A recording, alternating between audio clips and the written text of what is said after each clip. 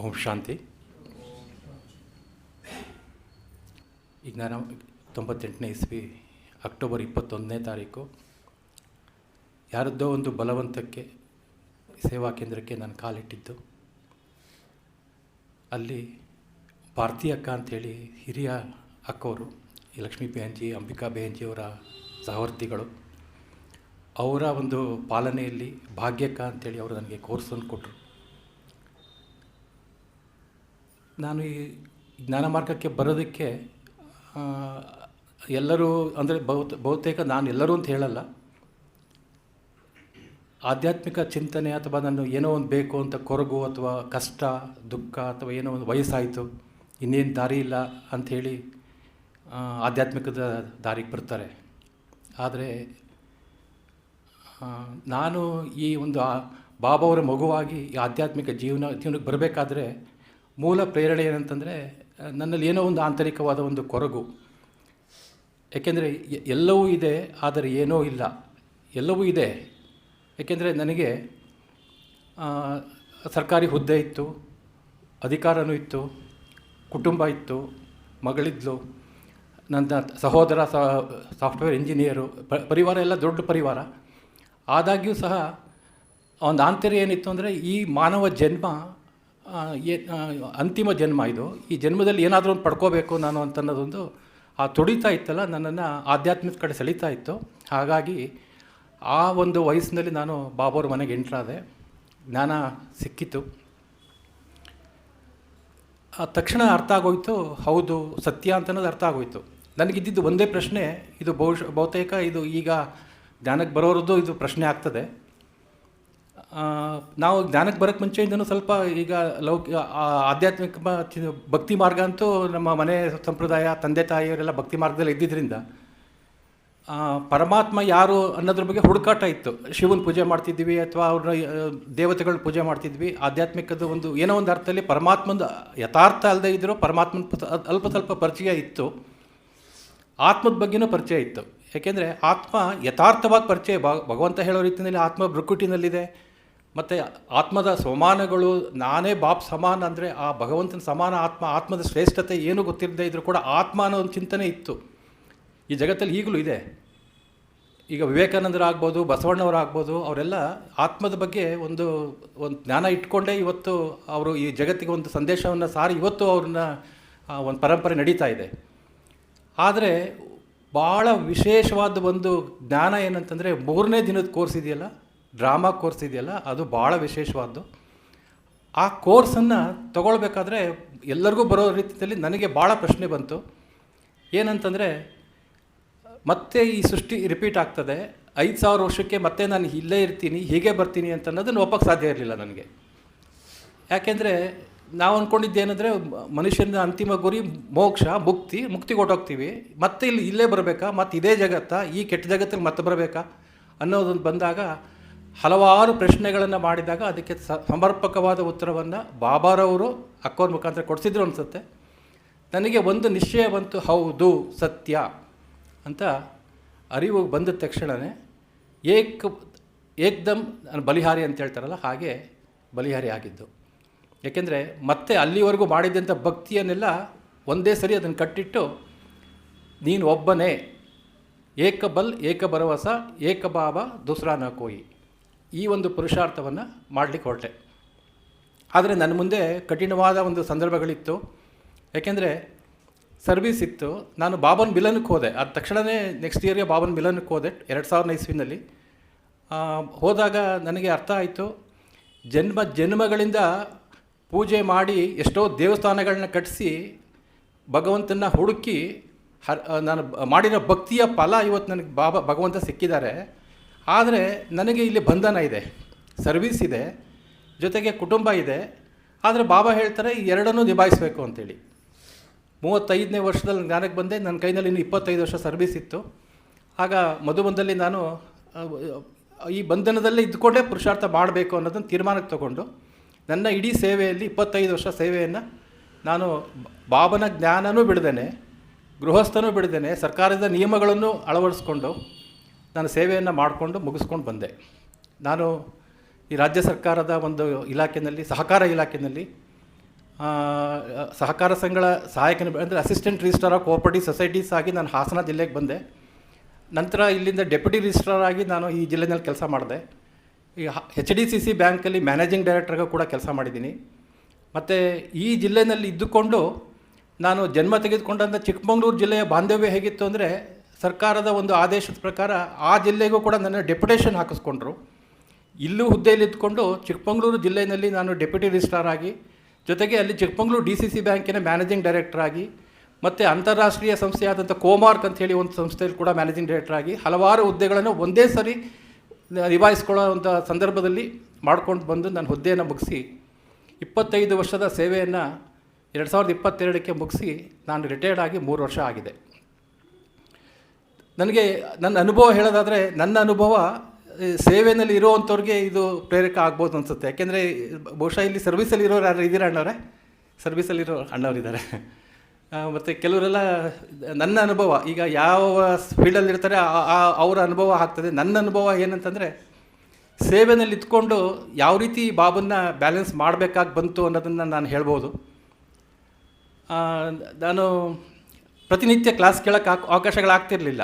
ಆದರೆ ಜ್ಞಾನಕ್ಕೆ ಬಂದ ಪ್ರಾರಂಭದಲ್ಲಿ ನಾನು ಮುರಳಿಯನ್ನು ನಾನು ಪ್ರತಿನಿತ್ಯ ನಾನು ಕೇಳ್ತಾಯಿದ್ದೆ, ಮಿಸ್ ಮಾಡ್ತಾ ಇರಲಿಲ್ಲ. ಆವಾಗ ಈಗಿನ ರೀತಿಯಲ್ಲಿ ಆನ್ಲೈನಲ್ಲಾಗಲಿ ಇನ್ನೊಂದಾಗಲಿ ಕ್ಲಾಸ್ ಸಿಗ್ತಾ ಇರಲಿಲ್ಲ. ಸೆಂಟ್ರಲ್ಲಿ ಚಿಕ್ಕಮಂಗ್ಳೂರಿನಲ್ಲಿ ಯಾವ ರೀತಿ ಇತ್ತು ಅಂದರೆ, ಮುರಳಿನ ಸೆಂಟ್ರಿಗೆ ಬಂದು ಕೇಳಬೇಕು. ನೀವು ಎಲ್ಲೂ ಫೋನ್ ಮಾಡಿ ಕೇಳಿದ್ರೂ ಮುಖ್ಯವಾದ 1-2 ಪಾಯಿಂಟ್ ಹೇಳ್ಬಿಟ್ಟು ಸೆಂಟ್ರಿಗೆ ಬನ್ನಿ ಅಂತ ಹೇಳ್ತಿದ್ರು. ಅಂದರೆ ಬರಬೇಕು ಕ್ಲಾಸ್ಗೆ ಅನ್ನೋ ಒಂದು ರೀತಿ ಇತ್ತು. ಹಾಗಾಗಿ ನಾನು ಬೆಳಿಗ್ಗೆ ಕ್ಲಾಸ್ಗೆ ಆಗದೇ ಇದ್ರೂ ಸಂಜೆ ಕ್ಲಾಸು ನಾನು ಎಷ್ಟೊತ್ತಾಗಿ ಕೆಲಸ ಮುಗಿದು, ನಮ್ಮದು ಸರ್ಕಾರಿ ನೌಕರಿನಲ್ಲಿ ಟೈಮಿಂಗ್ಸ್ ಇರಲ್ಲ, ಎಷ್ಟೊತ್ತಾದರೂ ತುಡ್ತಾ ಇರ್ತಿತ್ತು. ನಾನು ಕೆಲಸ ಮುಗಿದ ತಕ್ಷಣ ಸೆಂಟ್ರಿಗೆ ಹೋಗಬೇಕು, ಕ್ಲಾಸ್ ಕೇಳಬೇಕು, ಮತ್ತು ಮನೆಗೆ ಬರಬೇಕು. ಈ ರೀತಿ ಒಂದು ಪುರುಷಾರ್ಥನ 14 ವರ್ಷ ನಾನು ಚಿಕ್ಕಮಂಗ್ಳೂರಲ್ಲಿ ನಿರಂತರವಾಗಿ ಮುರಳಿ ಕೇಳಿದ್ದೀನಿ. ಮಧ್ಯದಲ್ಲಿ ಡಿಸ್ಟರ್ಬ್ ಆಗ್ತಾಯಿದ್ರು ಕೂಡ ನನಗೆ ಡ್ರಾಮಾ, ನನಗೆ ಅಲ್ಲಿ ಅಕ್ಕಂದಿರು ಅಂದರೆ ಭಾಗ್ಯಕ್ಕ, ಭಾರತಿ ಅಕ್ಕವರು, ದೊಡ್ಡ ಅಕ್ಕವರು, ಒಂದು 3 ದಿನ 4 ದಿನ ಕ್ಲಾಸ್ಗೆ ಹೋಗಲಿಲ್ಲ ಅಂತಂದರೆ ಅವಾಗೆಲ್ಲ ಲ್ಯಾಂಡ್ಲೈನ್ ಫೋನ್ ಇರ್ತಿತ್ತು. ಫೋನ್ ಮಾಡಿ, ಅಣ್ಣವರೇ ಯಾಕೆ ಕ್ಲಾಸಿಗೆ ಬರ್ತಾಯಿಲ್ಲ ಅಂತೆ, ಅದೇ ಮುರಳಿ ರಿಪೀಟ್ ಆಗ್ತದೆ ಅಂತ ಅನಿಸುತ್ತೆ ನಿಮಗೇನಾದರೂ, ಕ್ಲಾಸ್ ಮಿಸ್ ಮಾಡಬೇಡಿ ಅಂತನೋರು. ಆಗ ಮತ್ತೆ ಇನ್ನೊಂದು ಸರಿ ಎಲ್ಲಿ ಫೋನ್ ಮಾಡಿಬಿಡ್ತಾರೋ ಅಂತೇಳಿ ಮತ್ತೆ ನಾನು ಕಂಟಿನ್ಯೂಷನ್ ಮಾಡ್ಕೊಳ್ತಾ ಇದ್ದೆ. ಈ ರೀತಿ ಪಾಲನೆ. ಮತ್ತು ಮನೆಗೆ ನಾನು ಸೆಂಟ್ರಿಗೆ ನಾನು ಹೋದಾಗಲೂ ಕೂಡ ಮನೆಗೆ ಅಕ್ಕವರು ಬರಲಿಕ್ಕಾಗಲಿಲ್ಲ, ನಾನು ಆಫೀಸಿಂದ ಹಿಂಗೆ ಕ್ಲಾಸ್ ಕೊಟ್ಟೋಗಿರ್ತಿದ್ದೆ. ಅಕ್ಕವರಿಗೆ ಭೋಗ ಕೊಡಿ, ಅಕ್ಕವ್ರು ಈ ರೀತಿಯಲ್ಲಿ ನಮ್ಮನ್ನು ಪರಿವಾರವನ್ನು, ನನ್ನ ಮಗಳೊಬ್ಬಳು ಚಿಕ್ಕ ವಯಸ್ಸು ಎರಡನೇ ಕ್ಲಾಸ್ ಓದ್ತಾ ಇದ್ಲು, ಅವಳನ್ನು ಕೂಡ ನಾವು ಸೇವಾ ಕೇಂದ್ರಕ್ಕೆ ಕರ್ಕೊಂಡು ಹೋಗ್ತಾ ಇದ್ವಿ.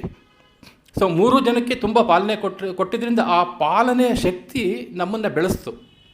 ಸೊ ಅದು 14 ವರ್ಷ ನಾನು ಆ ಜಿಲ್ಲೆಯಲ್ಲಿ ಸೇವೆ ಮಾಡಿ, ನನ್ನ ತಂದೆ ಆ ಸಂದರ್ಭದಲ್ಲಿ ಇನ್ನೊಂದು ಹೇಳಬೇಕು, ನನಗೆ ಜ್ಞಾನ ಸಿಕ್ಕಿದ ತಕ್ಷಣವೇ ಅದೇ ತಿಂಗಳಲ್ಲೇ ನನ್ನ ಲೌಕಿಕ ತಂದೆಯವರು ಹಾಸನದಲ್ಲಿದ್ದರು. ಅವರು ಕೂಡ ಈ ಜಿಲ್ಲೆಯಲ್ಲೇ ಇದ್ದಿದ್ದು. ನಾನು ಹುಟ್ಟಿ ಬೆಳೆದಿದ್ದು ಇದೇ ಜಿಲ್ಲೆಯಲ್ಲೇ, ಹೊಳೆನರಸೀಪುರ. ಮತ್ತು ನಾನು ಓದಿದ್ದು, ನಾನು ಮಿಡ್ಲ್ ಸ್ಕೂಲು ಹೈಸ್ಕೂಲು ಓದಿದ್ದು ಇದೇ ತಾಲೂಕಿನ ನುಗ್ಗೇಹಳ್ಳಿ ಶಾಲೆಯಲ್ಲಿ ನಾನು ಮಿಡ್ಲ್ ಸ್ಕೂಲು ಹೈಸ್ಕೂಲ್ ಮುಗಿಸಿ PUC ಅರ್ಕಲ್ಗೂಡಲ್ಲಿ ಮಾಡಿ, ಡಿಗ್ರಿ ಅರಸೀಕೆರೆಯಲ್ಲಿ ಮಾಡಿ, ನಾನು KPSಸಿಯಿಂದ ನಾನು ಸೆಲೆಕ್ಷನ್ ಆಗಿ ನಾನು ಬೆಂಗಳೂರಿಗೆ ಹೊರಟೋದೆ ಕೆಲಸಕ್ಕೆ.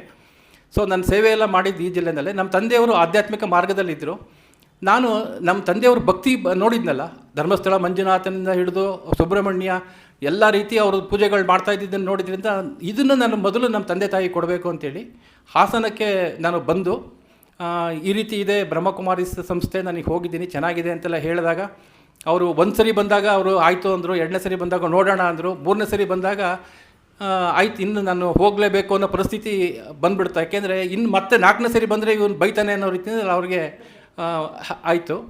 ಮತ್ತು ಅವ್ರು ಎಲ್ಲೋ ಇದೆ ರಂಗೋಲಿ ಹೇಳೋದ್ರಲ್ಲಿ ಸೆಂಟ್ರ್ ಇದೆ, ನಾನು ನೋಡಿಲ್ಲ ಅಂತಂದರು. ನಾನೇನು ಮಾಡಿದೆ, ಮನೆಯಿಂದನೇ ನಾನು ಆಟೋದಲ್ಲಿ ಹೋಗ್ತಿದ್ದವನು ಆ ದಿನ ನಡ್ಕೊಂಡು ಹೋಗಿ ಮಿಷನ್ ಹಾಸ್ಪಿಟ್ಲ್ ರೋಡು ಹಿಂಗಿದೆ, ಅಲ್ಲಿಂದ್ಕೊಂಡು ಅಲ್ಲಿಂದ ಬಸ್ ಸ್ಟ್ಯಾಂಡ್ ಹತ್ರ ಒಂದು ಫೋನ್ ಮಾಡಿ ಹೇಳಿದೆ ಅವ್ರಿಗೆ, ನೀವು ಅಡ್ರೆಸ್ ಎಲ್ಲಿ ಅಂತ ಹೇಳ್ತಾ ಇದ್ದೀರಿ ನೋಡಿ, ಸೀದಾ ನಡ್ಕೊಂಬಂದರೆ ಮಿಷನ್ ಹಾಸ್ಪಿಟ್ಲು, ಎಡಕ್ಕೆ ತೊಗೊಂಡ್ರೆ ರಂಗೋಲಿ ಹೇಳದಲ್ಲಿ ಸೇವಾ ಕೇಂದ್ರ ಇದೆ ಅಂತೇಳಿ. ನಾನು ಅಲ್ಲಿಗೆ ಹೋದಾಗ ಅಕ್ಕವರು, ಪ್ರಭಾಮಣಿ ಅಕ್ಕವರಿದ್ದರು, ನನ್ನ ಕೇಳಿದರು ಹೊಸಬ್ರ ಅಂತೇಳಿ. ಇಲ್ಲ ನಮ್ಮ ತಂದೆ ತಾಯಿಯವ್ರಿಗೆ ಕೋರ್ಸ್ ಆಗಬೇಕಂತ ಹೇಳಿ, ನಾಳೆ ಬರೋಕ್ಕೆ ಹೇಳಿ ಅಂತಂದರು. ನಾನು ಫೋನ್ ಮಾಡಿ ಹೇಳಿಬಿಟ್ಟು ಹೊಟ್ಟೋದೆ ಚಿಕ್ಕಮಗಳೂರಿಗೆ. ಮತ್ತು ನನ್ನ ಕೆಲಸದಲ್ಲಿ ಬ್ಯುಸಿ ಆಗಿಬಿಟ್ಟೆ. ಒಂದು 15 ದಿನ ಆದವರೆಗೂ ನಾನು ಮತ್ತೆ ಅವ್ರಿಗೆ ಫೋನು ಮಾಡೋಕ್ಕೆ ಹೋಗಲಿಲ್ಲ, ಕೇಳೋಕ್ಕೆ ಹೋಗಿರಲಿಲ್ಲ. ಆದರೆ ನನ್ನ ತಂದೆ ಒಂದು ಪತ್ರ ರಿಜಿಸ್ಟರ್ ಪೋಸ್ಟ್ ನನ್ನ ಆಫೀಸಿಗೆ ಬಂತು, ನನ್ನ ಆಫೀಸಿಗೆ ತಂದುಕೊಟ್ರು. ಓಪನ್ ಮಾಡಿ ನೋಡಿದಾಗ ಅದರಲ್ಲಿ ಬರೆದಿದ್ದರು, ನಾನು ಭಕ್ತಿ ಮಾರ್ಗದಲ್ಲಿ ನಾನು ಎಲ್ಲ ಕಡೆ ಹುಡುಕಿ ಈ ಕಡೆ ಕನ್ಯಾಕುಮಾರಿಯಿಂದ ಆ ಕಡೆ ಕಾಶಿಯವರೆಗೂ, ಈ ಕಡೆ ಪೂರ್ವ ದಕ್ಷಿಣದ ಎಲ್ಲ ಕಡೆ ನಾನು ತಿರುಪತಿಯಿಂದ ಹಿಡಿದು ಈ ಕಡೆ ಕೊಲ್ಲೂರು, ಮುಕಾಂಬಿಕೆ, ಪಶ್ಚಿಮ, ಉತ್ತರ, ಪೂರ್ವಗ ಎಲ್ಲ ಕಡೆ ದೇವಸ್ಥಾನಗಳಿಗೂ ಸುತ್ತಾಡಿದ್ದೀನಿ. ಆದರೆ ಪರಮಾತ್ಮನ ಯಥಾರ್ಥ ಪರಿಚಯ ನನಗೆ ಗೊತ್ತಿರಲಿಲ್ಲ, ಸಿಕ್ಕಿರಲಿಲ್ಲ. ನಾನು ಈ ಕೋರ್ಸ್ ಕಂಪ್ಲೀಟ್ ಮಾಡಿಕೊಂಡೆ, ನನಗೆ ಪರಮಾತ್ಮ ಸಿಕ್ಕಿದ್ರು ಅಂಥೇಳಿ ಅವರು ಒಂದು ಪುರಾಣದ ಒಂದು ಇದನ್ನು ಉಲ್ಲೇಖ ಮಾಡಿದರು. ಪುರಾಣದಲ್ಲಿ ಹೇಳ್ತಾರೆ, ಈ ತಂದೆಗೆ ಮುಕ್ತಿಯನ್ನು ನೀಡಿದಂಥವನು ಯಾಜ್ಞವಲ್ಕ ಅಂಥೇಳಿ, ಮುಕ್ತಿ ಮಾರ್ಗಕ್ಕೆ ಕಳಿಸ್ಕೊಟ್ಟ ಅಂಥೇಳಿ ಒಂದು ಕತೆ ಬರ್ತದೆ. ಆ ಕತೆ ಬಹುಶಃ ನಿಂದೆ ಅಂತ ಹೇಳಿ ಅವರು ಬರೆದಿದ್ರು ಅವರು. ಸೊ ಆ ರೀತಿ ಅವರು ಅವರನ್ನು ಕೂಡ ಫಸ್ಟ್ ಮಧುಬನಕ್ಕೆ ಕರ್ಕೊಂಡು ಹೋದೆ, ತಂದೆ ತಾಯಿ ಇಬ್ಬರೂ. ನಾವು ಪರಿವಾರ ಪೂರ್ತ ನಾವು ಮಧುಬನಕ್ಕೆ ಹೋದ್ವಿ. 12 ವರ್ಷ ಪುರುಷಾರ್ಥ ಮಾಡಿ ಹಾಸನದಲ್ಲಿ ಸೇವಾ ಕೇಂದ್ರ ರಂಗೋಲಿ ಹಳ್ಳದಲ್ಲಿ ನಿರಂತರ ಸ್ಟೂಡೆಂಟ್ ಅವರು ಫಸ್ಟ್ ಚೇರಲ್ಲಿ ಕೂತ್ಕೋತಾ ಇದ್ದರು. ಆ ರೀತಿ ಪುರುಷಾರ್ಥ ಮಾಡಿ ಅವರು 2010ರಲ್ಲಿ ಶರೀರ ಬಿಟ್ಟಾಗ ಬಿಡೋಕ್ಕೆ ಸ್ವಲ್ಪ ಸಮಯದ ಮುಂದೆ ನನಗೆ ಒಂದು ಮಾತು ಹೇಳಿದರು. ಅಲ್ಲಿವರೆಗೂ ನನಗೆ ಹೇಳಿರಲಿಲ್ಲ, ನೀನು ಎಲ್ಲರೂ ಇರು, ಸರ್ಕಾರಿ ಸರ್ವೀಸಲ್ಲಿ ಇದೆಯಾ, ನೀನು ಕರ್ನಾಟಕದಲ್ಲಿ ಎಲ್ಲಿ ಬೇಕಾದ್ರೂ ಸೇವೆ ಮಾಡಬೇಕಾಗ್ತದೆ, ಮಾಡುವಂತಿದ್ದವರು ನನಗೆ ಹೇಳಿದರು, ನೀನು ಚಿಕ್ಕಮಂಗ್ಳೂರಿನಲ್ಲಿ ಎಷ್ಟು ದಿನ ಅಂತ ಸೇವೆ ಮಾಡ್ತೀಯಾ, ಈ ಹಾಸನ ಜಿಲ್ಲೆಗೆ ಬಂದುಬಿಡಪ್ಪ ಅಂತಂದರು. ಯಾಕೆ ಈ ಥರ ಹೇಳ್ತೀರಿ ಅಂತಂತ ಕೇಳಿದೆ. ಈ ಜಿಲ್ಲೆಯಲ್ಲಿ ಹುಟ್ಟಿ ಬೆಳೆದಿದ್ದಲ್ವಾ, ಓದಿದ್ದಲ್ವಾ, ಈ ಜಿಲ್ಲೆಗೆ ನೀನು ಏನಾದರೂ ಮಾಡ್ಬೋದಲ್ವಾ ನೀನು ಸೇವೆನಾ ಅಂತ ಹೇಳಿದ್ರು. ನನಗೆ ಆಶ್ಚರ್ಯ ಅನ್ನಿಸ್ತು. ಅದಾದ 6 ತಿಂಗಳಿಗೆ ಅವ್ರ ಶರೀರ ಬಿಟ್ಬಿಟ್ರು. ಆಗ ನನಗೆ ಸಂಕಲ್ಪ ಬಂತು, ಚಿಕ್ಕಮಂಗ್ಳೂರಿನ ಒಂದು ಏನು ಅದು ಜನ್ಮ ಕೊಟ್ಟಿದ್ದ ಭೂಮಿ, ಅದನ್ನು ಬಿಡಬೇಕಾದ್ರೆ ಭಾಳ ನೋವು ಪಟ್ಕೊಂಡು, ಏಕೆಂದರೆ ಅಲ್ಲೇ ನಾನು ಇರಬೇಕು, ಅಲ್ಲೇ ನನ್ನ ಅಂತಿಮ ಪುರುಷಾರ್ಥ ಮಾಡಬೇಕು ನನ್ನ ಅಂಥೇಳಿ ಅನ್ನೋ ಒಂದು ಸಂಕಲ್ಪ ಇದ್ದು, ಅಲ್ಲಿ ಒಂದು ಪರಿವಾರದಲ್ಲಿ ಇದ್ದವನು. ನನ್ನ ತಂದೆಯವರ ಒಂದು ಮಾತಿನ ಒಂದು ಇಶಾರೆ ಮೇರೆಗೆ ನಾನು ಟ್ರಾನ್ಸ್ಫರ್ ತೊಗೊಂಡು ಅರಸೀಕೆರೆಗೆ ಬಂದು ಫಸ್ಟು ಅಲ್ಲಿ ಕೋಆಪರೇಟಿವ್ ಡೆವಲಪ್ಮೆಂಟ್ ಆಫೀಸರ್ ಆಗಿ ಬಂದೆ. ಪ್ರಮೋಷನ್ ಆಗಿ ಸಕಲೇಶ್ಪುರದಲ್ಲಿ 5 ವರ್ಷ ನಾನು ಅಸಿಸ್ಟೆಂಟ್ ರಿಜಿಸ್ಟ್ರಾರ್ ಆಗಿದ್ದೆ. ಆಮೇಲೆ ಹಾಸನಾಗಿ ಬಂದೆ. ಈ ರೀತಿ ನನ್ನ ಕೆರಿಯರನ್ನು ಮುಂದುವರ್ಸ್ಕೊಂಡು ಬಂದೆ. ಇದೆಲ್ಲ ಅವರ ಒಂದು ಬ್ಲೆಸ್ಸಿಂಗ್ಸು. ಮತ್ತು ಈ ಜಿಲ್ಲೆಯಲ್ಲಿ ಸಾಕಷ್ಟು ಸೇವೆ ಮಾಡಲಿಕ್ಕೆ ಅವಕಾಶ ಆಯಿತು ನನಗೆ. 13 ವರ್ಷ ನಾನು ಈ ಜಿಲ್ಲೆಯಲ್ಲಿ ಅಧಿಕಾರಿಯಾಗಿ ಕೆಲಸ ಮಾಡಿ ನಾನು 22ರಲ್ಲಿ ವಯೋನಿವೃತ್ತಿ ಹೊಂದಿದೆ. ಈ ಸೇವೆಯಲ್ಲಿ ಇದ್ದುಕೊಂಡು ಈ ಒಂದು ಬಾಬನ ಮಾರ್ಗದಲ್ಲಿ ನಡೆಯೋದು ಎಷ್ಟು ಕಷ್ಟ ಅನ್ನೋದಕ್ಕೆ ಒಂದು ಕೆಲವೆಲ್ಲ ಉದಾಹರಣೆಗಳು ನಾನು ಏಕೆಂದರೆ ಹಂಚ್ಕೊಂಡ್ರೆ ಅದು ಅನುಭವ ಹೇಳೋರಿಗೂ ಸಂತೋಷ ಆಗ್ತದೆ. ಯಾಕೆಂದರೆ ನಾವು ಅದನ್ನು ಪ್ರಾಕ್ಟಿಕಲಾಗಿ ಮಾಡಿರೋದನ್ನು ಒಂದು, ಮತ್ತು ಬೇರೆಯವ್ರಿಗೂ ಪ್ರೇರಣೆ ಆಗ್ತದೆ ಅನ್ನೋ ಕಾರಣಕ್ಕೆ ಅನುಭವವನ್ನು ಪ್ರಸಾದ ಅಂತ ಹೇಳ್ತಾರೆ ಬಾಬಾ. ಹಾಗಾಗಿ ನಾನು ಆಫೀಸ್ ಫೀಲ್ಡಲ್ಲಿ ಎಲ್ಲರಿಗೂ ಗೊತ್ತಿದೆ, ತಮ್ಮ ಬಾಬನ ಮಕ್ಕಳಿಗಂತೂ ಗೊತ್ತಾಯಿದೆ.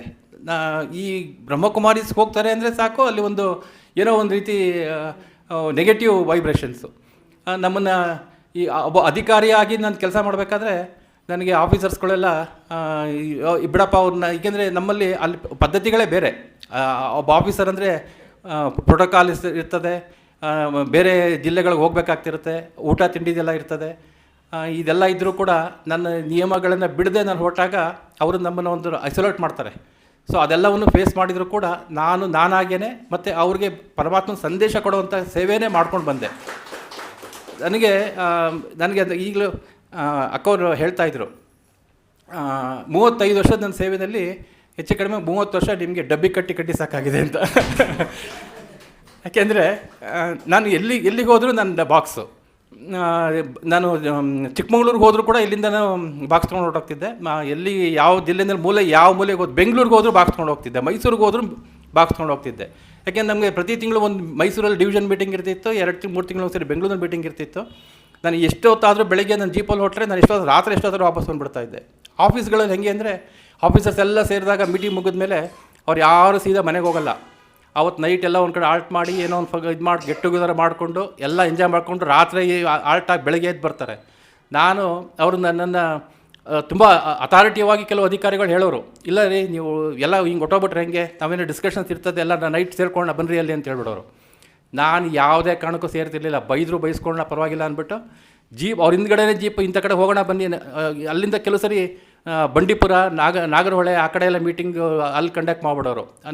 ನೆಕ್ಸ್ಟ್ ಅಲ್ಲಿ ಹತ್ರ ನಾನು ಹೇಳ್ತೀನಿ, ಜೀಪ್ ಅವ್ರ ಹಿಂದೆ ತೊಗೊಂಡು ಬಂದು ರೈಟ್ ತೊಗೊಂಡು ಇದಕ್ಕೆ ಮಡಿಕೇರಿ ರೋಡಲ್ಲಿ ವಾಪಸ್ ಬಂದು ಹಾಸನ ಸೇರ್ಕೊಂಡ್ಬಿಡ್ತಾಯಿದ್ದೆ. ಬೆಳಗ್ಗೆ ಇದ್ದರೆ ಅವರು ರಾತ್ರಿ ಗೊತ್ತಾಗ್ತಿರಲಿಲ್ಲ, ಬೆಳಗ್ಗೆ ಇದ್ದೇ ಬಂದೇ ಇಲ್ವಲ್ಲ ಇವರು ಅಂತ ಅನ್ನೋರು ಅವರು. ಆ ಥರದಲ್ಲೆಲ್ಲ ಆಗಿತ್ತು. ಮತ್ತು ಅಧಿಕಾರಿಗಳು ನಮ್ಮ ಜಿಲ್ಲೆಗೆ ಬಂದಾಗ ನಾನು ಭಾಳ ಕಷ್ಟ ಫೇಸ್ ಮಾಡ್ತಾಯಿದ್ದೆ. ಆಗ ನಾನು ಹೋಸ್ಟು, ಆಗ ನಾವು ಅವ್ರಿಗೆ ಆತಿಥ್ಯ ಕೊಡಲೇಬೇಕು. ಟೇಬಲ್ ಮ್ಯಾನರ್ಸ್ ಅಂತ ಹೇಳ್ತಾರೆ ಅದಕ್ಕೆ. ಅವ್ರು ಎಲ್ಲೆಲ್ಲ ಕ್ಲಬ್ಗಳಲ್ಲಿ ಅಲ್ಲಿ ಇಲ್ಲೆಲ್ಲ ಊಟದ ವ್ಯವಸ್ಥೆಗಳೆಲ್ಲ ಮಾಡಿದಾಗ ಎಲ್ಲನೂ ಮಾಡಿಸುವೆ ನನ್ನ ಅಧೀನ ಅಧಿಕಾರಿಗಳ ಜೊತೆಲಿ ಮಾಡಿಸ್ಬಿಟ್ಟು ನಾನು ಲಾಸ್ಟಿಗೆ ಬರ್ತೀನಿ ಸರ್ ಅಂತ ಹೊರಟು ಬಂದುಬಿಡ್ತಾಯಿದ್ದೆ.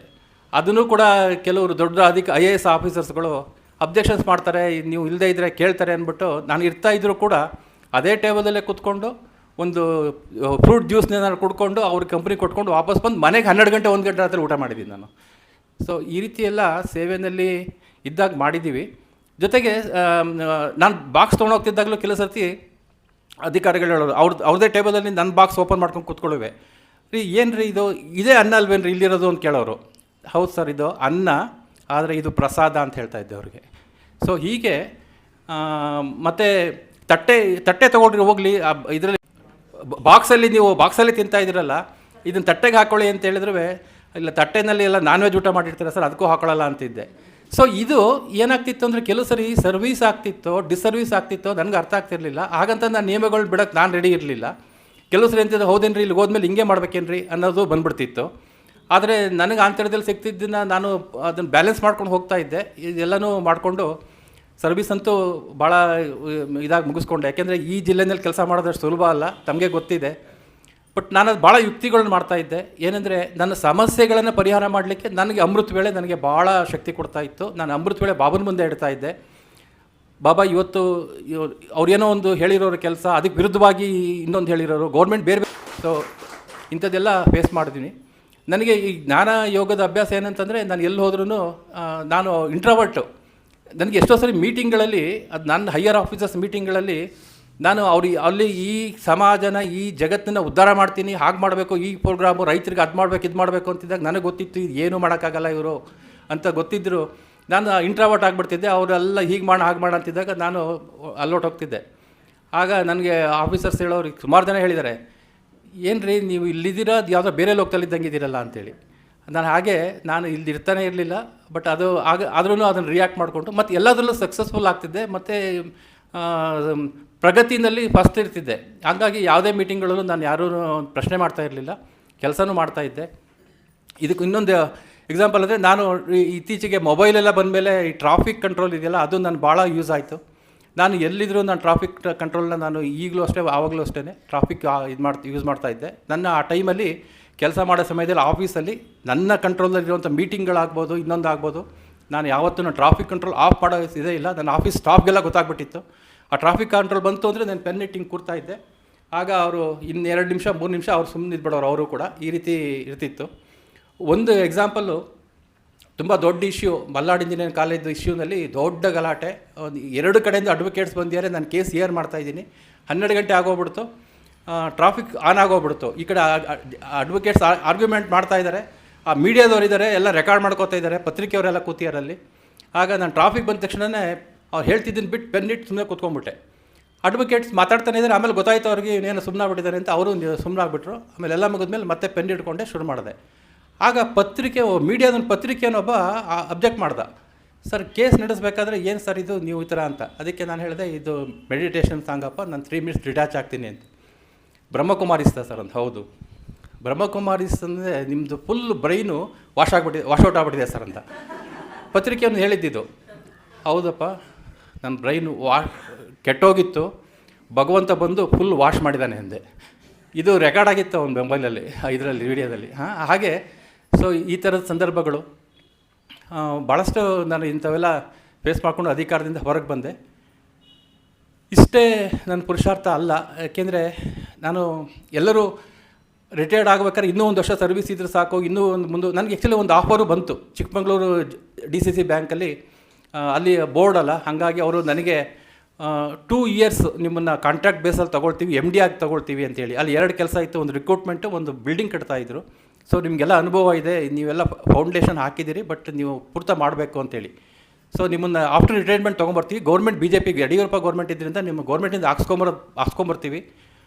ನಿಮಗೆ ಕನ್ಸಾಲ್ಟೇಟೆಡ್ ಪೇ 1 ಲಕ್ಷ, ಒಂದು ಗೌರ್ಮೆಂಟ್ ವೆಹಿಕಲ್ಲು, ಫ್ರೀ ಕ್ವಾರ್ಟರ್ಸು, ನೀವು ಫ್ರೀಯಾಗಿ ಕೆಲಸ ಮಾಡ್ಕೊಂಡು ಹೋಗಿ ಅಂತ. ನಾನು ಚಿಕ್ಕಮಗಳೂರು ಜಿಲ್ಲೆಗೆ ಹಾಸನದಿಂದ ಬಂದು ನನ್ನ ಕೆಲಸ ಮಾಡೋದಕ್ಕೆ ನನ್ನ ಫ್ಯಾಮಿಲಿ ಕಮಿಟ್ಮೆಂಟ್ಸ್ ಇದೆ ಸರ್, ನಂಗೆ ಆಗಲ್ಲ, ದಯವಿಟ್ಟು ಕ್ಷಮಿಸಿ ಅಂತೇಳಿ ಅದನ್ನು ರೆಫ್ಯೂಸ್ ಮಾಡಿದೆ. ಸೊ ಈ ರೀತಿ ನಾನು ಮತ್ತೆ ಆ ಹಣ ದುಡಿಬೇಕು ಅನ್ನೋ ಉದ್ದೇಶಕ್ಕೋಸ್ಕರ ಮತ್ತೆ ಅಧಿಕಾರಕ್ಕೆ ಹೋಗಲಿಲ್ಲ. ಒಳ್ಳೆ ಹೆಸರು ತೊಗೊಂಡಿದ್ದೀನಿ, ನಿವೃತ್ತ ಆಗಿದ್ದೀನಿ, ಮತ್ತೆ ನಾನು ಹೋಗೋದು ಬೇಡ ಅಂಥೇಳಿ ಅದನ್ನು ಕೂಡ ನಾನು ಬಿಟ್ಟು 22ಕ್ಕೆ ರಿಟೈರ್ಡ್ ಆದಮೇಲೆ ತುಂಬ ಖುಷಿಪಟ್ಟು ಮನೆಗೆ ಬಂದೆ. ಎಲ್ಲರೂ ಹೇಳ್ತಿದ್ರು ರಿಟೈರ್ಡ್ ಆಗುವಾಗ ಇವ್ನು ಕೊರಗ್ತಾನೆ, ಏನೋ ಇದು ಮಾಡ್ತಾರೆ ಅಂತ ಅಂದ್ಕೊಂಡು. ಆದರೆ ನಾನು ತಿಂಗಳನ್ನ ಟಿಕ್ ಕೊಡೋದು ನಾನು ಮುಗಿಸ್ಕೊಂಡು ಮನೆಗೆ ಬಂದು ಭಗವಂತನ ಮುಂದೆ ನಾನು ಧನ್ಯವಾದ ಹೇಳಿ ನಾನು ಪೂರ್ತಿ 1 ವರ್ಷ ಇಂಟ್ರಾವರ್ಟ್ ಆದೆ. ಆವಾಗಿಂದ ಪ್ರತಿ ವರ್ಷ ನಾನು ಮಧುಬನಕ್ಕೆ ಹೋಗ್ತೀನಿ. ಈ ಒಂದು ರೀತಿಯ ನಾನು ಪುರುಷಾರ್ಥ ಮಾಡಿಕೊಂಡು ವರ್ತಮಾನ ಸಮಯದಲ್ಲಿ ನನಗೆ ಭಾಳ ಖುಷಿ ಇದೆ. ಯಾಕೆಂದರೆ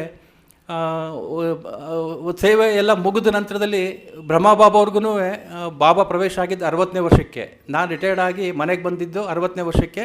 ಇನ್ನೂ ಪುರುಷಾರ್ಥ ಕಡೆ ಗಮನ ಕೊಡಬೇಕು ಅಂಥೇಳಿ ಆಂತರಿಕವಾಗಿ ನಾನು ಕ್ಲಾಸನ್ನು, ಮುರಳಿಯನ್ನು ಮಿಸ್ ಮಾಡಲ್ಲ, ಅಮೃತ ವೇಳೆ ಯೋಗ ಮಿಸ್ ಮಾಡಲ್ಲ, ಮತ್ತು ಇಡೀ ವಿಶ್ವಕ್ಕೆ ಸಕಾಶ ಕೊಡುವಂಥ ಸೇವೆ ನಾನು ಇದನ್ನು ಮಾಡಿಕೊಂಡು ಪುರುಷಾರ್ಥ ಮಾಡ್ತಾಯಿದ್ದೀನಿ. ಆಗಿನ ಪುರುಷಾರ್ಥಕ್ಕೂ ಈಗಿನ ಪುರುಷಾರ್ಥಕ್ಕೂ ನನಗೆ ಅಂತರ ಏನು ನಾನು ಅನುಭವಿಸಿದ್ದೀನಿ ಅಂತಂದರೆ, ಸಾಂಪ್ರದಾಯಿಕವಾದ ಪುರುಷಾರ್ಥ ಅಂತ ಅಂದ್ಕೊಂಡಿದ್ದೆ. ಆವಾಗ ಮಾಡ್ತಿದ್ದು ಸಾಂಪ್ರದಾಯಿಕ ಪುರುಷಾರ್ಥ. ಬಹುತೇಕ ಈಗ ಬಾಬಾನು ಹೇಳ್ತಾರೆ, ಕೋಟಿಯಲ್ಲಿ ಕೆಲವರು, ಆ ಕೆಲವರಲ್ಲಿ ಕೆಲವರು ಮಾತ್ರ ಇದನ್ನು ಅರ್ಥ ಮಾಡ್ಕೊಳ್ತಾರೆ, ಈ ಜ್ಞಾನಕ್ಕೆ ಬರ್ತಾರೆ ಅಥವಾ ಇದನ್ನು ಯಥಾರ್ಥವಾಗಿ ತಿಳ್ಕೊಳ್ತಾರೆ ಅಂತ ಹೇಳ್ತಾರೆ. ಇಲ್ಲಿ ಭಾಳ ಗುಹ್ಯವಾದ ರಹಸ್ಯ ಇದೆ. ಬಾಬನ ಮುರಳಿಗಳಲ್ಲಿ ತುಂಬ ಹಿಡನ್ ಅಜೆಂಡಾಸ್ ಇದೆ. ನಾನು ಅದನ್ನು ತುಂಬ ವಿಚಾರ ಮತನ ಮಾಡಿ ನಾನು ಅದನ್ನು ಅನುಭವ ಮಾಡಿಕೊಂಡು ಹೇಳ್ತಾ ಇದ್ದೀನಿ. ಕೋಟಿಯಲ್ಲಿ ಕೆಲವರು ನಾವು ಆಗ್ಬಿಟ್ಟಿದ್ದೀವಿ. ಬಾಬನ BKS ಆದ ತಕ್ಷಣವೇ, ಬಾಬಾ ಸಿಕ್ಕಿದ ತಕ್ಷಣ ಕೋಟಿಯಲ್ಲಿ ಕೆಲವರು ಆಗ್ಬಿಡ್ತೀವಿ. ಆದರೆ ಮುಂದುವರೆದಂಗೆ ಬಾಬಾ ಇನ್ನು ಕೆಲವರಲ್ಲಿ ಕೆಲವರು ಅಂತ ಹೇಳ್ತಾರಲ್ಲ, ಆ ಕೆಲವರಲ್ಲಿ ಕೆಲವರು ಆಗಬೇಕಾದ್ರೆ ಅದು ಬಾಬನ ಮುರಳಿಗಳಲ್ಲೇ ಇದೆ. ಅದನ್ನು ಪ್ರಾಕ್ಟೀಸ್ ಮಾಡಿದವ್ರಿಗೆ ಕೆಲವರು ಮಾತ್ರ ಮಾಡ್ತಾಯಿದ್ದಾರೆ ಅಂತ ನನ್ನ ಭಾವನೆ. ನನಗೆ ಆ ಸ್ಥಿತಿಯನ್ನು ಅನುಭವ ಮಾಡುವಂಥ ಸಮಯ. ಅದಕ್ಕೆ ನನ್ನ ಪುರುಷಾರ್ಥ ಇಷ್ಟೇ. ನಾನೀಗ ಆತ್ಮದ ಅಭ್ಯಾಸ ತುಂಬ ಮಾಡ್ತಾಯಿದ್ದೀನಿ. ಪರಮಾತ್ಮನ ಒಂದು ಯಥಾರ್ಥವಾದ ಒಂದು ಬೀಜರೂಪ ಸ್ಥಿತಿ, ಅಶರೀರಿ ಸ್ಥಿತಿ, ಬೀಜರೂಪ ಸ್ಥಿತಿ ಜೊತೆಗೆ ಮನೆ ಪರಂಧಾಮದಲ್ಲಿ ಹೆಚ್ಚು ಸಮಯ ಇರೋದು, ಪರಂಧಾಮದ ಅನುಭವ ಮಾಡೋದು. ಯಾಕೆಂದರೆ 5,000 ವರ್ಷ ಇಲ್ಲಿಂದ ಇನ್ನೂ 5,000 ವರ್ಷ ನಮಗೆ ಅವಕಾಶ ಸಿಕ್ಕಲ್ಲ. ಸತ್ಯ ತ್ರೇತಾಯುಗದಲ್ಲಿ ನಮಗೆ 21 ಜನ್ಮ 20 ಜನ್ಮ ದೇವತಾ ಪದವಿ ಸಿಕ್ಕುತ್ತೆ. 8 ಜನ್ಮ ಸತ್ಯಯುಗದಲ್ಲಿ, ತ್ರೇತಾಯುಗದಲ್ಲಿ 12 ಜನ್ಮ, 20 ಜನ್ಮ ದೇವತಾ ಜನ್ಮ ಸಿಕ್ಕುತ್ತೆ. ಆದರೆ ಪರಮಾತ್ಮ ಇಲ್ಲ ಅಂತ ಒಂದು ಕೊರಗು ಅಲ್ಲಿ. ಆದರೆ ಅಲ್ಲಿಯ ಸುಖ ಏನಿದೆ ಅದು ಇಂದ್ರಿಯ ಸುಖ. ಈ ಏನು 5 ಸ್ಥೂಲ ಮತ್ತು ಸೂಕ್ಷ್ಮ ಇಂದ್ರಿಯಗಳೇನಿದೆ ಆ ಇಂದ್ರಿಯ ಸುಖನೇ ಅನುಭವ ಮಾಡ್ತೀವಿ. ಆದರೆ ನಾನು ಜ್ಞಾನಕ್ಕೆ ಬರೋಕ್ಕೆ ಮುಂಚೆ ನಾನು ಅಂದರೆ ಜ್ಞಾನಕ್ಕೆ ಬಂದರೆ ನಾನು ರಿಟೈರ್ಡ್ ಆಗೋಕ್ಕೆ ಮುಂಚಿತವಾಗಿ ನನ್ನ ಸಾಂಪ್ರದಾಯಿಕ ಪುರುಷಾರ್ಥದಲ್ಲಿ ಇದ್ದಿದ್ದೇನೆಂದರೆ 20 ಜನ್ಮ ಸತ್ಯಯುಗದಲ್ಲಿ ಸಿಗ್ತದೆ, ನಾನು ಅಲ್ಲಿ ಭಾಳ ಖುಷಿಯಾಗಿರ್ತೀನಿ. ಆ ಥರದಲ್ಲಿ ಈ ಪುರುಷಾರ್ಥ ಅನ್ನೋದು ಆ ಥರದಲ್ಲೇ ನಾವು ಬರ್ತೀವಿ. ಆದರೆ 21ನೇ ಜನ್ಮ ಇದೆಯಲ್ಲ, ಯಾಕಾದರೂ ಈ ಜನ್ಮನಪ್ಪ ಇದು, ಇಲ್ಲೇ ಸಮಸ್ಯೆಗಳು ಜಾಸ್ತಿ, ಪರಿಸ್ಥಿತಿಗಳು ಎಲ್ಲ ಥರದಲ್ಲೂ ಇಲ್ಲೇ ಬರ್ತದೆ. ಎಲ್ಲ ಮೊದಲು ಬರೋ ದೇಹದ ಶರೀರದ ಇದರಿಂದ ಸ್ವಭಾವ ಸಂಸ್ಕಾರದಿಂದ ಆಗ್ಬೋದು, ಸಂಬಂಧ ಸಂಪರ್ಕದಿಂದ ಎಲ್ಲ ಥರದಲ್ಲಿ ಪರಿಸ್ಥಿತಿಗಳು ಇಲ್ಲೇ ಬರ್ತದೆ. ಆದರೂ ಭಗವಂತ ಹೇಳ್ತಾನೆ 21 ಜನ್ಮ ಕೊಡ್ತೀನಿ ಅಂತ ಹೇಳ್ತಾರಲ್ಲ ಅಂತ ಅನ್ನೋ ಮಟ್ಟಕ್ಕೆ ಸಹಜ ಅನಿಸುತ್ತೆ. ನನಗೂ ಹಂಗೆ ಅನಿಸಿದ್ದು ನಿಜ. ಆದರೆ ಅತೀಂದ್ರಿಯ ಸುಖದ ಅನುಭವ ಈ 21ನೇ ಜನ್ಮದಲ್ಲೇ ಮಾಡೋಕ್ಕೆ ಸಾಧ್ಯ. ಇನ್ನು 20 ಜನ್ಮ ಮಾಡೋಕ್ಕೆ ಆಗಲ್ಲ. ಅದರಿಂದ ಈ ಜನ್ಮದ ವ್ಯಾಲ್ಯೂ ಏನಿದೆ ಅದರಲ್ಲೂ ನಾವು ಎಷ್ಟು ಸಮಯ ಕಳೆದ ಹೋಗಿದೆ. ಇನ್ನು ಇರೋ ಈ ಸಮಯದಲ್ಲಿ ಒಂದೊಂದು ದಿನವೂ ಕೂಡ ತುಂಬ ವ್ಯಾಲ್ಯೂಯಬಲ್ ಇವತ್ತು. ಹಾಗಾಗಿ ಅತೀಂದ್ರಿಯ ಸುಖದ ಅನುಭವ ಮಾಡಬೇಕಾದ್ರೆ ನನ್ನ ಈ 5 ಇಂದ್ರಿಯಗಳು, ಸ್ಥೂಲ ಇಂದ್ರಿಯಗಳು, ಅದನ್ನು ಮೀರಿ ಸೂಕ್ಷ್ಮ ಇಂದ್ರಿಯಗಳನ್ನು 3 ಮೀರಿ ಬೀಜರೂಪ ಸ್ಥಿತಿ ಏನು ಬಾಬಾ ಇವತ್ತು ಯೋಗವನ್ನು ಮಾಡಿಸಿದ್ರೆ ಅಶರೀರಿ ಸ್ಥಿತಿ ಅಂತಂದಾಗ ನಾವು ಈ ಶರೀರದಿಂದ ಭಿನ್ನ ಆಗಿ ಅಶರೀರಿ ಆಗ್ತೀವಿ. ಅಶರೀರಿ ಆದಾಗ ಸೂಕ್ಷ್ಮ ಶರೀರದಲ್ಲಿ ಇದ್ರೂ ಮನಸ್ಸು ಬುದ್ಧಿ ಸಂಸ್ಕಾರ 3 ಇರ್ತದೆ. ಆದರೆ ಸೂಕ್ಷ್ಮ ಒತ್ತನದಲ್ಲಿ ಆ ಶರೀರವನ್ನು ಬಿಟ್ಟು ಬೀಜರೂಪ ಸ್ಥಿತಿಗೆ ಹೋದಾಗ ಮಾತ್ರ ನಮಗೆ ಆ ಪರಮಾತ್ಮನ ಜೊತೆಯಲ್ಲಿ ನಾವು ಆ ಅನುಭವವನ್ನು ಮಾಡಲಿಕ್ಕೆ ಸಾಧ್ಯ ಆಗ್ತದೆ. ಈ ಪ್ರಾಕ್ಟೀಸನ್ನು ಸ್ವಲ್ಪ ನಾನು ಮಾಡ್ತಾ ಇರೋದ್ರಿಂದ ಅತೀಂದ್ರಿಯ ಸುಖದ ಅನುಭವ ಕೆಲವೇ ಸೆಕೆಂಡ್ಸ್ಗಳಾದರೂ ಸಹ ಅದು ತುಂಬ ಖುಷಿ ಕೊಡ್ತದೆ. ಸೊ ಈ ರೀತಿಯ ಒಂದು ಪುರುಷಾರ್ಥವನ್ನು ನಾನು ಇವತ್ತಿನ ದಿನಗಳಲ್ಲಿ ಮಾಡ್ತಾಯಿದ್ದೀನಿ. ನನಗೆ ನಾಳೆ ಏನು ಅಂತ ಗೊತ್ತಿಲ್ಲ. ನನಗೆ ತುಂಬ ಖುಷಿ ಇದೆ. ಏನಂತಂದರೆ ಬಾಬಾನು ಹೇಳ್ತಾರಲ್ಲ 21 ಜನ್ಮಕ್ಕೆ ಭಾಗ್ಯ ಕೊಡ್ತೀನಿ ಅಂತ. ಈ ಮಕ್ಕಳಾದರೆ ಬಾಬನ ಮಕ್ಕಳಾದರೆ 21 ಜನ್ಮಕ್ಕೆ ಭಾಗ್ಯ ಕೊಡ್ತೀನಿ ಅಂತಾರಲ್ಲ. 21 ಜನ್ಮ ಅಲ್ಲ, 84 ಜನ್ಮಕ್ಕೂ ಸಿಕ್ಕುತ್ತೆ. ಅದು ನನ್ನ ಅನುಭವ. ಏಕೆಂದರೆ ಅಂತಿಮ ಜನ್ಮದಲ್ಲೂ ಕೂಡ ಬಾಬಾ ನನ್ನನ್ನು ಚೆನ್ನಾಗಿಟ್ಟಿದ್ದಾರೆ, ಅಧಿಕಾರಿಯನ್ನಾಗಿ ಮಾಡಿಟ್ಟಿದ್ದಾರೆ, ಜ್ಞಾನ ಕೊಡಿಸಿದ್ದಾರೆ, ಯಥಾರ್ಥವಾದ ಪರಿಚಯ ಮಾಡಿಕೊಂಡು ಯಾವ ಮಾರ್ಗದಲ್ಲಿ ನಡೆಸ್ತಾ ಇದ್ದಾರೆ ಅಂತಂದರೆ ಹಿಂದಿನ ಯಾವ ಕಲ್ಪದಲ್ಲಿ ಮಾಡಿರುವಂಥ ಪುಣ್ಯ ಪುರುಷಾರ್ಥನೇ ನನ್ನ ಫಲ ಅಂತ ಅನ್ನೋದು ನನಗೆ ಮನದಟ್ಟಾಗಿರೋದ್ರಿಂದ ನನ್ನ ತನು ಮನ ಧನ ಎಲ್ಲ ಸಂಬಂಧ ಸಂಪರ್ಕ ಎಲ್ಲವನ್ನೂ ಕೂಡ ಬಾಬನ ಯಜ್ಞಕ್ಕೆ ಜೀವನಕ್ಕೆ ಕೊಟ್ಟು ನಾನು ಒಂದೊಂದು ದಿನದ ಪುರುಷಾರ್ಥ ಮಾಡ್ತಾಯಿದ್ದೀನಿ. ನನಗೆ ನಾಳೆದು ಗೊತ್ತಿಲ್ಲ, ನಾಳೆ ಚೆನ್ನಾಗಿರ್ತದೆ ನನಗೆ ಗ್ಯಾರಂಟಿ ಇದೆ, ಆದರೆ ನೆನ್ನೆದು ಏನಾಗಿದೆ ನನಗೆ ಗೊತ್ತಿಲ್ಲ, ಅದು ಫುಲ್ ಸ್ಟಾಪ್ ಇಟ್ಬಿಡ್ತೀನಿ. ಇವತ್ತು ಬೆಳಗ್ಗೆ ಎದ್ದರೆ ನನ್ನ ಕೈನಲ್ಲಿ 24 ಗಂಟೆ ಇದೆ. 24 ಗಂಟೆಯಲ್ಲಿ ಕನಿಷ್ಠ 6 ಗಂಟೆ ಮಲಗ್ತೀನಿ ಅಂದರೆ ಇನ್ನು 18 ಗಂಟೆ ಮಾತ್ರ ನಾನು ಕಾನ್ಸಂಟ್ರೇಟ್ ಮಾಡಿದ್ರೆ ಸಾಕು, ನನ್ನ ಪುರುಷಾರ್ಥ ಆಗ್ತದೆ ಅಂಥೇಳಿ ಆ 18 ಗಂಟೆಯಲ್ಲಿ ಗಂಟೆಗೆ ನಾನು ಸಮಯ ತೆಗಿತೀನಿ. ಅಂದರೆ ನಾನು ನಡೀತಾ ಓಡಾಡ್ತಾ ಗುಪ್ತ ಅದು ಯಾರಿಗೂ ಗೊತ್ತಾಗಲ್ಲ ನಾನು ಮಾಡೋ ಪುರುಷಾರ್ಥ. ನಾನು ಆ ಸಮಯದಲ್ಲಿ ನಾನು ಪುರುಷಾರ್ಥ ನಾನು ಮಾಡ್ಕೊಂಡು ಹೋಗ್ತೀನಿ. ಅದರಲ್ಲಿ 1 ಗಂಟೆ ಅಮೃತ ವೇಳೆ ಯೋಗ ಆಗ್ತದೆ, ಮುಸ್ಸಂಜೆ ಯೋಗ ನಾನು ಯಾವುದೇ ಕಾರಣಕ್ಕೂ ತಪ್ಪಿಸಲ್ಲ. ಅದು ಕೊರೋನಾ ಬಂದಾಗ ಲಾಕ್ಡೌನ್ ಆದ ಸಮಯದಲ್ಲಿ ಸ್ವಲ್ಪ ಫ್ರೀ ಇದ್ನಲ್ಲ, ಆ ಟೈಮಲ್ಲಿ ನಾನು ಅದನ್ನು ಪ್ರಾಕ್ಟೀಸ್ ಮಾಡಿದ್ದು. ಅದನ್ನು ಒಂದು ದಿನವೂ ನಾನು ಸರ್ವೀಸಲ್ಲಿದ್ದಾಗಲೂ ನಾನು ಮಿಸ್ ಮಾಡಿಲ್ಲ. ನಾನು ಜರ್ನಿ ಮಾಡಬೇಕಾದ್ರೆ ಜೀಪಲ್ಲಿ ಬರಬೇಕಾದ್ರೂ ಅದನ್ನು ಟ್ರಾಫಿಕ್ ನಾನು ಕಾಮೆಂಟ್ರಿ 1 ಅವರ್ ದಿನ ಆನ್ ಮಾಡಿಕೊಂಡು ನಾನು ಅದು ವಾಪಸ್ ಬರೋ ತನಕ ನಾನು ಅದನ್ನು ಯಾರೂ ಮಾತಾಡ್ಸಂಗಿಲ್ಲ, ಯಾವ ಫೋನು ತೊಗೋತಿರಲಿಲ್ಲ. ಆ ರೀತಿ ಮುಸ್ಸಂಜೆ ಯೋಗ. ಆಮೇಲೆ ಟ್ರಾಫಿಕ್ ಕಂಟ್ರೋಲ್ ಟೈಮಲ್ಲಿ ಸ್ವಲ್ಪ ನನಗೆ ಹೆಚ್ಚು ಕಡಿಮೆ ಅದು ಯೋಗನೇ ಆಗ್ತದೆ. ಈ ಮಧ್ಯದಲ್ಲಿ ಬಾಬಾ 4 ಅವರ್ಸನ್ನ ಹೇಗೋ ಮಾಡಿ ಕ್ಯಾಚ್ ಮಾಡ್ಬೋದು, ಬಟ್ 8 ಗಂಟೆ ಮಾಡೋಕ್ಕಾಗ್ತಾ ಇಲ್ಲ. ಬಾಬಾನು ಇತ್ತೀಚಿನ ಮುರಳಿಗಳಲ್ಲಿ 8 ಗಂಟೆ ಅಂತ ಹೇಳ್ತಿದ್ದಾರೆ. ಅದನ್ನು ಇನ್ನೂ ತೀವ್ರ ಮಾಡ್ಕೋಬೇಕಾಗಿದೆ ಅಂತ ನನಗೂ ಅನಿಸುತ್ತೆ. ನಮ್ಮ ಒಂದು ಪುರುಷಾರ್ಥನೂ ಇನ್ನೂ ಮಾಡ್ಕೋಬೇಕಾಗ್ತದೆ. ಸೊ ಹಾಗಾಗಿ 24 ಗಂಟೆಗೆ ಮಾತ್ರ ನಾನು ಕಾನ್ಸಂಟ್ರೇಟ್ ಮಾಡಿಕೊಂಡು ನಾನು ಪುರುಷಾರ್ಥ ಮಾಡ್ತಾಯಿದ್ದೀನಿ.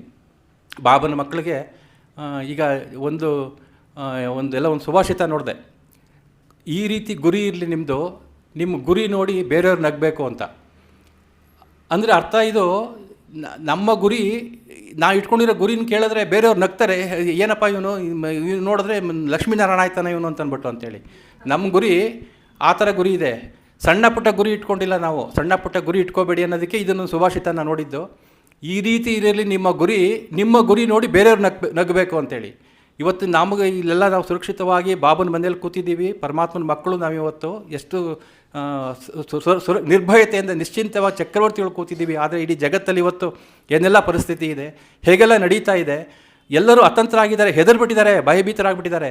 ನಾನು ಇವತ್ತು ಬರ್ತಾ ಈಗ ಕ್ಲಾಸಲ್ಲಿ ಭಾಗ್ಯಕ್ಕವ್ರು ಕ್ಲಾಸ್ ಹಾಕೊಂಡು ಬಂದಿದ್ದೆ, ಅದರಲ್ಲಿ ಆನ್ಲೈನಲ್ಲಿ ಹೇಳ್ತಾಯಿದ್ರು, ಮೊನ್ನೆ ಫ್ಲೈಟ್ ಆಕ್ಸಿಡೆಂಟ್ ಆದಾಗ ಫ್ಲೈಟಲ್ಲಿ 2 BKS ಇದ್ರಂತೆ, ಅವರು ಶರೀರ ಬಿಟ್ಟಿದಂತೆ, ಅವ್ರದ್ದು ಏನು ಲೆಕ್ಕಾಚಾರ ಇರ್ಬೋದು ಅಂತ. ಹಾಗೆ ನಮ್ಮದು ಅಷ್ಟೇ, ನಾಳೆ ಅನ್ನೋದು ಏನೂ ಗೊತ್ತಿಲ್ಲ. ಬಟ್ ಇವತ್ತು ನನ್ನ ಕೈನಲ್ಲಿದೆ, ಇವತ್ತು ನನ್ನ ಜೊತೆಲಿ ಬಾಬಾ ಇದ್ದಾರೆ.